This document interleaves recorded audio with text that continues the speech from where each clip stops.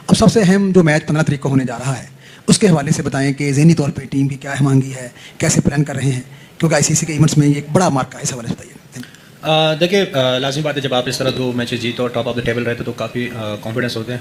और इतनी बड़ी बात नहीं है कि हम उसके अगेंस्ट मतलब फर्स्ट टाइम नहीं खेल रहे, हम खेल के आ रहे हैं। और इस दफ़ा हम थोड़ा सा डिफरेंट माइंड के साथ मतलब खेलेंगे इस मैच को, क्योंकि जिस तरह आपने एशिया कप में देखा होगा तो इंशाल्लाह हमारा जो मिडिल ऑर्डर थोड़ा सा स्ट्रगल कर रहा था, आपको वो भी थोड़ा सा देखने को मिल रहा है कि शादाब माशाल्लाह रन्स कर रहे हैं, नवाज़ रन्स कर रहे हैं, तो इंशाल्लाह उसके अगेंस्ट भी मज़ा आएगा। आप लोग मैच जीते बहुत अच्छे, लेकिन कुछ ऐसी चीज बना नहीं है, बनाने तो हमें वो हॉन्ट करेगा, क्योंकि आप इंडिया में नहीं खेल रहे हैं, ये याद रखना। इंडियन पिचेस और ग्राउंड जो है वहाँ पे थ्रू द लाइन शॉट्स लगती हैं आपकी, और थोड़ा सा रिलेटिवली आसान है, बट श्रीलंका में आपको इनिंग्स अपनी बनानी पड़ती है, और वो बनाएंगे आप स्ट्राइक रोटेशन के साथ। हमारा वो इशू है मिडिल ऑर्डर वाला, हमें वो बहुत जरूरी है, उसको जो है उसको फिट करना।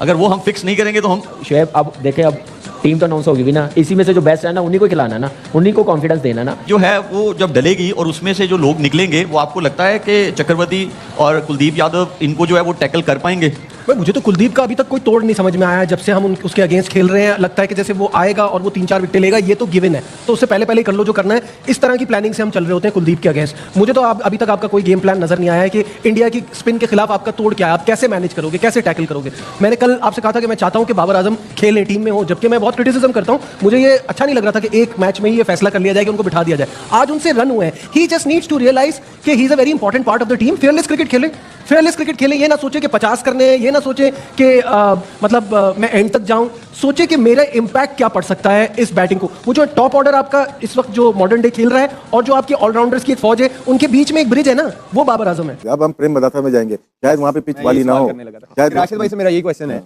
अब इंडिया के खिलाफ क्या आपकी डेथ बॉलिंग स्पिनर्स करेंगे? यही तो मसला आ गया ना। अब आखिरी 4 ओवर वो खेल रहा है, सूर्य फॉर एग्जांपल, सूर्य कुमार यादव खेल रहा है, पांड्या खेल रहा है, वो वर्मा खेल रहा है, तो वहां डेथ बॉलिंग फिर कौन करेगा? दुबे कोई भी कराएगा, डेथ होगी। लेकिन आप इनफॉर्म बॉलर को बिठा रहे हैं, अब क्या आप अगले मैच में प्रेशर गेम में लेके आएंगे? उसने पिछला मैच भी नहीं खेला, बॉलिंग भी नहीं की हुई, फहीम ने मैच में बॉलिंग नहीं, दोनों मैचेस में नहीं की, क्या वो डेथ बॉलिंग करेगा? शहीन ऑलरेडी स्ट्रगल कर रहे हैं, इवन डेथ में भी और नए बॉल से भी, और उनके लेफ्ट हैंडर हैं बहुत तगड़े। स्पिनरों पे इतना नहीं, बस सही बात है। अच्छा भाई राशिद भाई, let's address the elephant in the room. बहुत अरसे से बॉयकॉट चल रहा था पाकिस्तान वर्सेस इंडिया का, थलथली मची हुई थी with in the cricketing world. Finally कल हमने जो है वो अपना डिसीजन रिवर्स किया और अब हम इंडिया के अगेंस्ट खेलेंगे। कई कहानियां सामने आ रही हैं कि हमने कहा भाई हमें एक प्लॉट चाहिए, हमें ये चाहिए, 2 ये बबल चाहिए, छालिया चाहिए, तो चाहिए क्या? हमने क्या लिया, क्या दिया, और कौन जीता कौन हारा? अब ऊपर कौन है? कोई नहीं जीता, कोई नहीं हारा, लेकिन ये कि क्रिकेट जीत गई और आईसीसी को हमारे पास आना पड़ा और हमने झुका दिया, यही बोल सकते हैं। आईसीसी को हमने झुकाना क्यों था और अपने पास बुलाना क्यों था? बुलाने से फायदा क्या हुआ? फायदा देखें, होता है कि आप एक नेशन के साथ खड़े हुए हैं, बांग्लादेश के साथ खड़े हुए हैं, और उनको प्रॉब्लम ये हो सकती है, सैंक्शन लग सकती थी। पाकिस्तान तो स्ट्रॉन्ग था क्योंकि उसकी वजह से रेवेन्यू जनरेट होता है, ये कम लेते हैं हम लोग, लेकिन जनरेट होता है। तो बात क्या है, आखिर में बात यही है ना कि कोई सैंक्शन नहीं लगेगा बांग्लादेश पे, उसको एक वर्ल्ड कप भी मिलेगा, तो यही चीजें मनमानी होती हैं। पाकिस्तान की बॉलिंग की ये बात कर रहा था, आज फिर फहीम अशरफ ने बॉलिंग नहीं की, पिछले मैच में फिर फहीम अशरफ ने बॉलिंग नहीं की। एक फास्ट बॉलर आप शाहीन अफरीदी के साथ गए हैं, थे तो आपके पास 2 फहीम अशरफ, लेकिन आपने फहीम अशरफ से बॉलिंग ही नहीं करवाई। मुझे ये बताएं कि आपके पास 5 स्पिनर्स हैं, क्या इंडिया के अगेंस्ट यही बॉलिंग अटैक खेलेगी? अगर यही बॉलिंग अटैक खेली तो फिर मुझे तो नहीं पता कि क्या हम इंडिया के अगेंस्ट अच्छी बॉलिंग कर पाएंगे।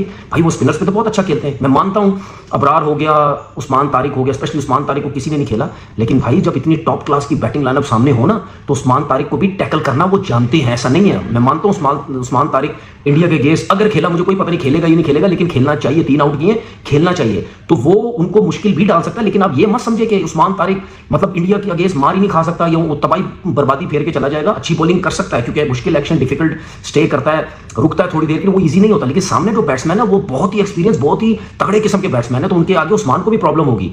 तो 5 स्पिनर इस बैटिंग लाइनअप के अगेंस्ट, जिसमें लेफ्ट हैंडेड अभिषेक शर्मा भी है, फिर तिलक वर्मा भी मिडिल ऑर्डर में, संजू सैमसन पत्नी खेलता मुश्किल लगता है, ईशान किशन की बहुत बड़ी फॉर्म है, तो फॉर्म तो सबके पास है, ठीक है, परफॉर्मेंस तो सबकी हैं, तो हमें कहीं बॉलिंग में अपनी जो बॉलिंग लाइनअप है वो चेंज करनी पड़ेगी। फास्ट बॉलर किसको खिलाओगे? क्या नसीम शाह को डायरेक्ट खिलाओगे शाहीन अफरीदी के साथ? शाहीन अफरीदी की फॉर्म ही नहीं है, फहीम अशरफ साहब बॉलिंग नहीं करवा रहे, तो क्या कॉम्बिनेशन आप खिलाएंगे? ये जो बॉलिंग का कॉम्बिनेशन है ये मुझे समझ नहीं आ रही। उस्मान तारिक की मैं बात करता हूं, इंडिया के अगेंस्ट खेलेगा नहीं खेलेगा, मैं नहीं समझता आप किसी नए लड़के को दे। हाँ, अगर आप उस्मान तारिक की जगह फखर जमान को खिलाना चाहते हैं तो शायद वो आपके पास एक ऑप्शन है, क्योंकि फखर जमान हमेशा अच्छी मैच में बड़ी टीम के अगेंस्ट रन्स करता है। एक लेफ्ट हैंडेड का ऑप्शन भी हमारे पास होगा, तो फखर जमान का चांस जो है वो उस्मान तारिक के अगेंस्ट बन सकता है। बाकी बैटिंग लाइनअप में मुझे नहीं लगता कोई इतनी ज्यादा जो है वो चेंजिंग होगी। ये एक थोड़ा सा मुझे डर लग रहा है कि जो पाकिस्तान अपनी बॉलिंग लाइनअप इसी बॉलिंग लाइनअप के साथ जाएगा इंडिया के अगेंस्ट, तो वो एक थोड़ा सा जो है वो करते रहे, लेकिन हालिया दिनों में अगर वैसे रिकॉर्ड देखें पाकिस्तान और इंडिया के मैचेस का, तो जाहिर है कि वो एक अलग ओडीआईज में अलग एक हवाला मिलता है, लेकिन रीसेंट हिस्ट्री में पाकिस्तान और इंडिया का रिकॉर्ड बहुत वन साइडेड रहा है टुवर्ड्स इंडिया।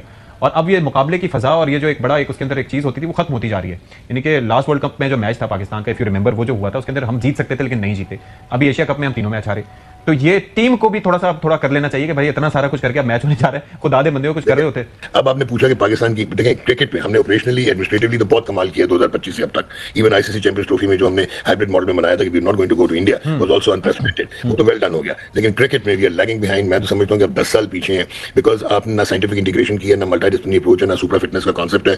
आपके जो प्लेयर्स का स्किल सेट बहुत नीचे चला गया है। इंडिया एक क्रिकेटिंग स्किल्स में प्रॉपर्टी है। अब टी20 में ये जरूर होता है कि पाकिस्तान की टीम सो अनप्रेडिक्टेबल, पर वो बैलेंस भी नहीं है। लेकिन ये जरूर हो सकता है कि आप अर्ली एग्जिट की टीम भी है, लेकिन आप सरप्राइज भी कर सकते हैं, क्योंकि टी20 में मार्जिनलाइज हो जाता है जो स्ट्रेंथ होती है। अच्छा डॉक्टर साहब, एक चीज मैं थोड़ा सा ऐड करना चाहूंगा सर। एक तो चीजें सुपर फिटनेस से लेके बाकी जिस तरीके से वो अपने प्लेयर्स को डेवलप कर रहे हैं, इवन ये कि आईपीएल में या उससे हटके या कम उम्र में, वो अपनी जगह। लेकिन जो टेम्परामेंट, जो माइंडसेट है, जो मेंटल टफनेस है, वो अपनी जगह। मिसाल के तौर पर वो जो इंडिया के साथ हमारा टी20 में मैच हुआ था वर्ल्ड कप में, उसके अंदर वो ना रन इतने थे, ना कोई इतनी मुश्किल थी, और वो मैच भी हमारे, ये जो हालिया 3 मैचेस हुए थे उसके अंदर आप देख लें कि जो यकीनी मैच आप जीत सकते थे वो भी आप नहीं जीते। तो स्किल से हटके ये भी तो एक मसला है ना। देखें, आपकी स्किल नहीं है ना तो सेल्फ बिलीफ नहीं है। आपके जो लेजेंडरी क्रिकेटर्स थे वो अपने सेल्फ बिलीफ पे खेलते थे। इंडिया के साथ जो है उसमें पाकिस्तान अच्छी खासी फाइट दे सकता है इंडिया को। मैं ये नहीं कहता कि हम आएंगे तहस नहस करके चले जाएंगे और इंडिया को जो है वो हम खा पी जाएंगे। वो बड़ी टीम है हमसे, वो हमसे अच्छी क्रिकेट खेलते चले आ रहे हैं। अभी रिसेंटली 4 महीने पहले एशिया कप में उन्होंने हमें 3 गेम्स हराए हैं। बट आप जो है वो बेहतर हो रहे हो, वो ऑलरेडी बेहतर है, वो ऑलरेडी अच्छे हैं, आप अच्छे बनने की कोशिश कर रहे हो। बट आपको इसी तरीके से डिसिप्लिन के साथ परफॉर्मेंस दिखानी चाहिए। बट कप्तान हमारा आज भी नहीं चला। अब ये ठीक है, टी20 क्रिकेट में सारे नहीं चलते हैं। उस्मान खान को आप निचले नंबरों पे ले गए हो। नवाज का भी मुझे वैसे पता नहीं क्यों ऐसा लग रहा है कि नवाज के ऊपर टीम मैनेजमेंट नजरसानी कर सकती है, उसकी बैटिंग और उसकी बॉलिंग। देखिए यहाँ टी20 क्रिकेट के अंदर आप टीम में रह के बोझ नहीं बन सकते हैं। राणा ने आपको पहला मैच जितवा दिया, इस मैच के अंदर राणा था ही नहीं। 1-2 गेंदें उसने बैटिंग में की है, बॉलिंग हमने उसको दी नहीं है। तो राणा को पता नहीं उस मुश्किल वक्त रखा हुआ है जहां पर उसने जाके रेस्क्यू करना है, डबल 1 डबल 2 का किरदार अदा करना है। हो सकता है राणा 15 फरवरी को कौन जीतेगा, इंडिया या फिर पाकिस्तान? मेरे ख्याल में तो इंडिया ही जीतेगा, लेकिन इंडिया में तो फ्लैट पिचेस होती हैं और जो श्रीलंका है वहाँ थोड़ी बॉल फंस कर आती है। ठीक है। और इसलिए तमाम प्लेयर को मुश्किल होगी। लेकिन हमारे पास इतने एक्सपीरियंस प्लेयर नहीं है, जैसा कि सैम अयूब अभी न्यू आया है। हमने दुबई में देखा है, शारजा में, कि उसने एशिया कप में बहुत डिफिकल्टीज का अख्तियार किया है। और इसी के साथ साथ शहजादा फरहान ने अच्छी परफॉर्मेंस दिखाई है और वो 2 मैचों से देखना है कि आउट ऑफ फॉर्म है। तो इसलिए अगर शहजादा फरहान परफॉर्मेंस कर जाए तो कुछ अच्छा मैच बन जाएगा। उसके अलावा बाबर से क्या उम्मीदें हैं? बाबर आजम तो देखना आउट ऑफ फॉर्म है और सब उम्मीदें पर पूरा उतर नहीं रहा। तमाम फैन को दिन ब दिन डिसहार्ट करता जा रहा है और जो फैन को उम्मीदें हैं उस पर कहानी तो चैलेंज कर दिया इंडिया को और बुमराह को, देख लेंगे। यार उनसे सवाल ये हुआ था कि सूर्य कुमार यादव ने ये कहा एशिया कप जीतने के बाद कि कौन सी राइवलरी 7-1 10-1 ये कौन सा मुकाबला? राइवलरी तो होती है कि 4-3 हो, चलो 5-4 हो, 5-3 हो, ये एक जीता हुआ है पाकिस्तान ने, हमने इतने जीते हुए हैं, तो ये कौन सी राइवलरी है? उस पर उन्होंने कहा कि ऐसी बात नहीं कि मुकाबला नहीं होता, हमने एशिया कप के फन में मुकाबला किया था और अब हमारा मुकाबला उससे भी ज्यादा तेज होगा, मतलब ज्यादा अच्छा होगा। सो ये है चीजें बस। हाँ, ये उन्होंने बोला कि मुकाबला नजर आ रहा है आपको? यार अगर पाकिस्तान पहले बैटिंग कर गया ना तो हमारी बॉलिंग थोड़ी बेहतर है, डिफेंड करने में मैच को मजेदार कर सकती है।